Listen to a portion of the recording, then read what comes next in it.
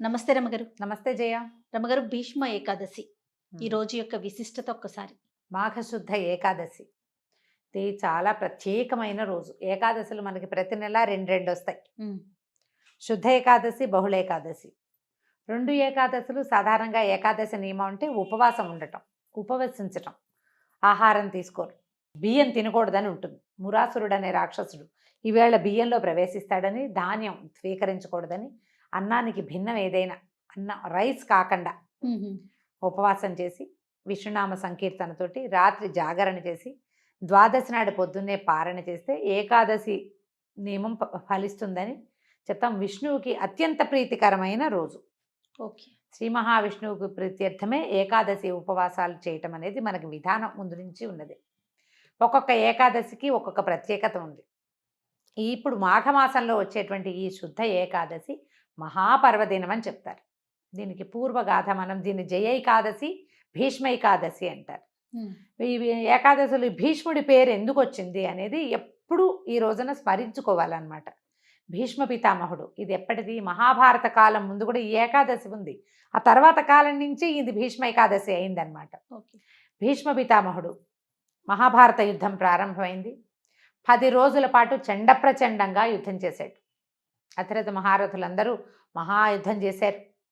ఆయన దిగలేదు, పడలేదు, ఆయన జయించలేకపోయారు.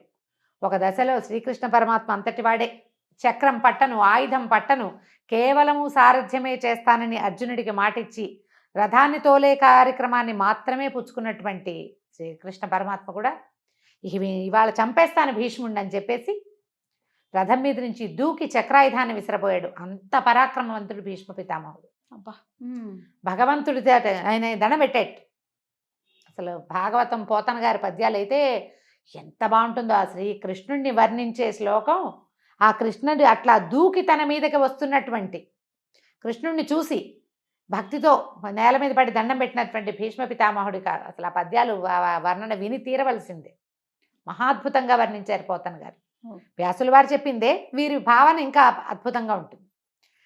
అప్పుడు అర్జునుడు బతిమలాడాడు, వద్దు వద్దు వద్దు, నువ్వు ఆయుధం పట్టనన్నావు, ఈ పని చెయ్యొద్దని. తగ్గారు. ఏ విధంగా భీష్మ పితామహుడు మరణిస్తాడో, ఆయన అడ్డు తొలగితే కానీ మిగిలిన యుద్ధం జరిగేలాగా లేదు. ఇక్కడ వీళ్ళ దగ్గర చాలామంది అయిపోతున్నారు.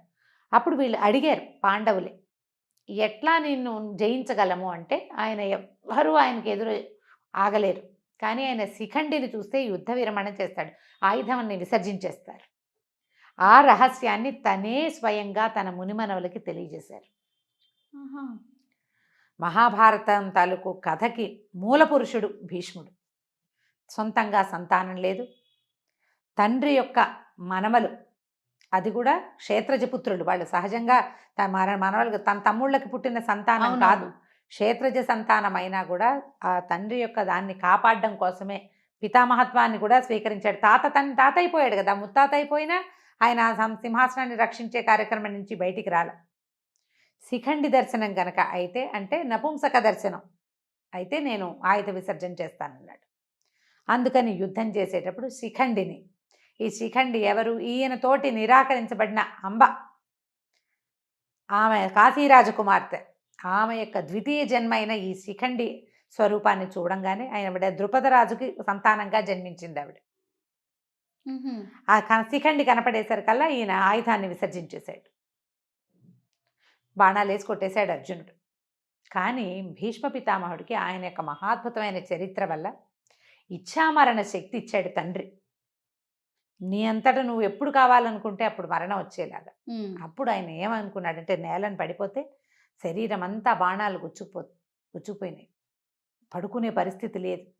అంపశయ్య ఏర్పరిచాడట అర్జునుడు. బాణాలతోటి ఆయన శరీరం నేలకి తగలకుండా అట్లా గాల్లో ఆపి పెట్టేలాగా. ఆయన ఏమని భావించాడంటే, నేను ఇప్పుడు మరణించను, ఇది దక్షిణాయనం, ఉత్తరాయణ పుణ్యకాలం వచ్చాక అప్పుడు నేను మరణిస్తానని ఆయన ఉద్దేశపడ్డారు. ఆయన అనుకున్నట్టుగానే మార్గశిర మాసంలో భారత యుద్ధం మొదలైతే, ఇంచుమించుగా మార్గశిర శుద్ధ ఏకాదశిలే గీతా జయంతి అని చెప్పుకుంటాం. ఏకాదశి ద్వాదశుల్లో యుద్ధం మొదలైంది అనుకుందాం. ఏకాదశి కావచ్చు, ద్వాదశి కావచ్చు. కాస్త ఒకరోజు అటు ఇటుగా కొన్ని పాఠభేదాలు ఉన్నప్పటికీ మార్గశిర మాసంలో 10, 11 రోజులు, 12 రోజుల్లో 11, 12 రోజులు అంటే అక్కడి నుంచి 10 రోజుల తర్వాత 10వ నాటి యుద్ధంలో పడిపోయారు భీష్మ పితామహులు. అంటే ఆ ఒక 5 రోజులు ఏకాదశి నుంచి ఏకాదశి అనుకుందాం పోనీ, ఏకాదశి, ద్వాదశి, త్రయోదశి, చతుర్దశి, పౌర్ణమి అవో 5 రోజులు.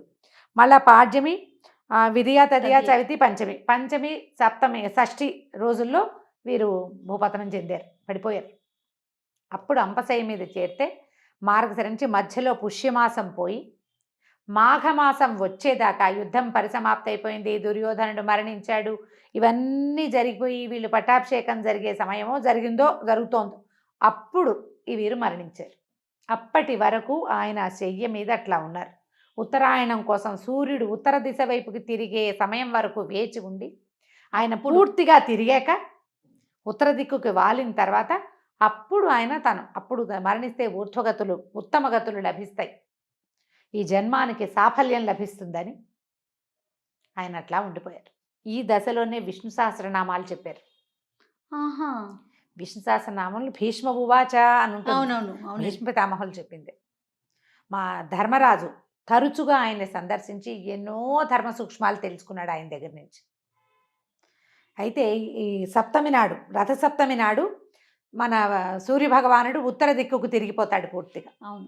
కొన్ని ఈ వేల సంవత్సరాల క్రితం ఈ సంక్రమణాలు అవన్నీ కూడా కొంచెం అటు ఇటుగా జరిగేవని, ఈ సప్తమికి దగ్గరలోనే సంక్రమణం జరిగి ఉండొచ్చు అని కూడా ఒక పాఠం ఉంది. దాని మీద అంత గొప్ప వివరణ నాకు పెద్దగా అవగాహన లేదు, అక్కడక్కడ పెద్దవారి దగ్గర వినటమే. అష్టమి నాడు నుంచి ప్రాణం మొదలుపెట్టారని, ఏకాదశి దాకా అంటే ఈ ప్రాణాలు పంచప్రాణాలు ఒక్కొక్కటి వెళ్ళినాయని, అష్టమి, నవమి, దశమి, ఏకాదశి నాడు పూర్తిగా ప్రాణ విసర్జన చేశారని, ప్రాణాలు వదిలిపెట్టారు. ఏమనాలని, ప్రాణోత్కర్షణ అలాంటి పదం ఒకటి వాడతారు. పూర్తిగా తన జీవాన్ని వదిలిపెట్టారని చెప్తారు. ఓకే. అష్టమి నుంచి ఏకాదశి దాకా ఈ దశ నడిచింది అని చెప్పే పాఠము ఉంది. మరి సప్తమి నాడే సూర్యుడు ఉత్తరం వైపుకి తిరిగిపోతే ఈయన ఏకాదశి దాకా ఎలా జీవించి ఉన్నారు? సూర్యుడిని చూడగానే వెళ్ళిపోవాలి కదా. అదే ఇక్కడి నుంచి మొదలుపెట్టి అలా జరిగిందని ఒక పాఠం. అయితే వీరు ఇంత మహాభక్తులు భీష్ముడు, తర్వాత మహాద్భుతమైనటువంటి చరిత్ర కలిగినవాడు, అత్యద్భుతమైన భక్తిపరాయణుడు, భగవంతుణ్ణి నేరుగా కంటితో చూడగలిగినవాడు. ఆయన యొక్క మరణం ఏ రోజునైతే జరిగిందో ఆ రోజున ఆయన పేరుతోటే భగవత్ప్రీతికరమైనటువంటి ఏకాదశిని ఆయన పేరుతోటే పిలవాలని శ్రీకృష్ణ పరమాత్మ ఆదేశించారని చెప్తారు. ఇలాంటి ముక్తి, ఈ రకంగా ఇచ్ఛామరణంతో ముక్తిని సాధించగలిగిన వాళ్ళు ఇంకా ఎవ్వరూ మనకి ఏ కథలోనూ, ఏ చరిత్రలోనూ, ఏ పురాణంలోనూ చెప్పలేదు. అంత అత్యద్భుతమైన వ్యక్తి భీష్మ పితామహుడే. ఆయన చరిత్ర మొదటి నుంచి, ఆయన పుట్టుక నుంచి మరణం దాకా ప్రతి విషయము అత్యద్భుతంగానే ఉంటుంది. అయితే ఇంత అత్యద్భుతమైన వ్యక్తి ఇంత బాధాకరమైన మరణం కోసం వేచి ఉండే కార్యక్రమం ఎందుకు జరిగింది అంటే, ఎవరైనా కర్మశేషాన్ని అనుభవించవలసిందే. ఓహో, ఆయనది అనుభవించటానికే ఉన్నారేమో అంతేనంటారా? అనుకోవాలి. ఎందుకంటే ఈ ద్రౌపది వస్త్రాపహరణం జరిగేటప్పుడు, పాండవుల పట్ల అన్యాయం జరిగేటప్పుడు ఆయన కొంత మౌనాన్ని వహించాల్సి వచ్చింది. ఆ తప్పు ఏదైనా నివారించకపోవటము, అడ్డుకోకపోవటం కూడా పాపమే. స్వయంగా చేయకపోయినా కూడా ఆపలేకపోవటం, ఆ ఫలితాన్ని ఈ స్వరూపంలో అనుభవించడానికి సిద్ధపడ్డారు స్వచ్ఛందంగా. తన తన తన తప్పిదం ఉంది, ఆ తప్పిదాన్ని ఆయన స్వయంగా అనుభవించడానికి ఎంత సామర్థ్యం కావాలి. అలాంటి సమర్థవంతుడైనటువంటి వ్యక్తి యొక్క పేరుని, ఈ కథను తలుచుకుని భీష్మ ఏకాదశి నాడు విష్ణు పూజ చేస్తే అత్యద్భుతమైన ఫలితం లభిస్తుంది అని చెప్తారు. వైకుంఠ ఏకాదశి ఎంత పుణ్యప్రదమైనది, ఎంత అత్యద్భుతమైన ఫలితాన్ని ఇస్తుందో అలాంటిదే ఈ మాఘమాసంలో వచ్చే భీష్మ ఏకాదశికి కూడా అటువంటి ఫలితం లభిస్తుంది అని చెప్తారు. ఈ రోజున దేవాలయ దర్శనం కానీ, ఉపవాసం ఉండటం కానీ, జాగరణ చేయటం కానీ, ఎవరికైనా ఏదైనా దానం చేయటం కూడా, ఇవాళ చేసే దానము అవన్నీ కూడా చాలా అమోఘమైన ఫలితాన్ని ఇస్తాయి. కథ తెలుసుకుని పిల్లలకి చక్కగా భీష్మ పితామహుడి గురించి కథలు అవి చెప్పగలిగితే మరింత బాగుంటుంది. కృష్ణనామ ఈవేళ మొత్తం కృష్ణనామంతో మనం రోజంతా గడపటం, ఎవరితోటి పోరాటాలు యుద్ధాలు అవి చేయొద్దు. ఓకే, పోట్లాటలు లేదు, సాధ్యమైనంత మౌనం అవలంబించండి. భగవన్నామ సంకీర్తన చేస్తూ గనక ఉంటే, ఏదైనా మనం చెప్పుకోలేము, ఏదో సంగీతం ఏదైనా వింటుంటే భగవన్నామాలతోటి అది కూడా మంచి ఫలితాన్ని ఇస్తుంది. కొంచెం ఇలా పర్వదినాలప్పుడు కనుక మనం కొద్దిగా జాగ్రత్త పడితే, శ్రద్ధ పెడితే మనకి భగవంతుడి సేవలో పాల్పంచుకునేందుకు అవకాశం లభిస్తుంది. నమస్తే రమ్య. నమస్తే జయ.